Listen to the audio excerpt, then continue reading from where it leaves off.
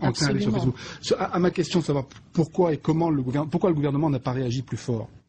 Le gouvernement a réagi vraiment fort. Il y a une police de l'internet, enfin, il y avait une police de l'internet en Tunisie qui est extrêmement agressive, particulièrement vicieuse, dans laquelle nous on est rentré chez Read Red Web il y a 1 an en pensant avoir affaire à des islamistes et pour s'apercevoir qu'en fait c'était des policiers qui jouaient aux islamistes pour terroriser la population. Et on les a complètement mis à découvert. Et ça.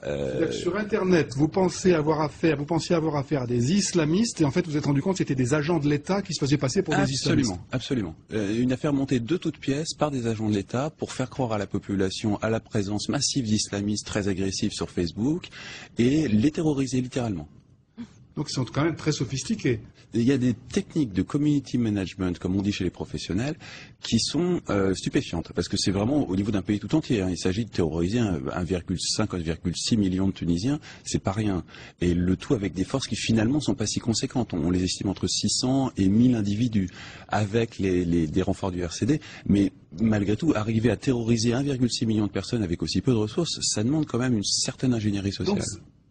Donc ça, c'est la manipulation. Mais est-ce qu'il y a des moyens techniques de baisser les débits, de fermer, d'interdire?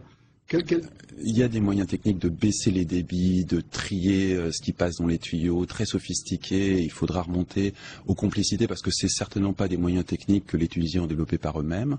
Ils ont eu des complicités de la part de grands noms de la technologie, de la même façon que, en son temps, IBM a assisté le régime nazi pour la Shoah en informatisant la Shoah. Il y a eu ce même genre de complicité technologique et il faudra faire des enquêtes, il faudra obtenir la vérité sur ces complicités technologiques qu'il y a eu pour tout ça. Les Tunisiens possédaient des capacités de hacking relativement sophistiquées cet été.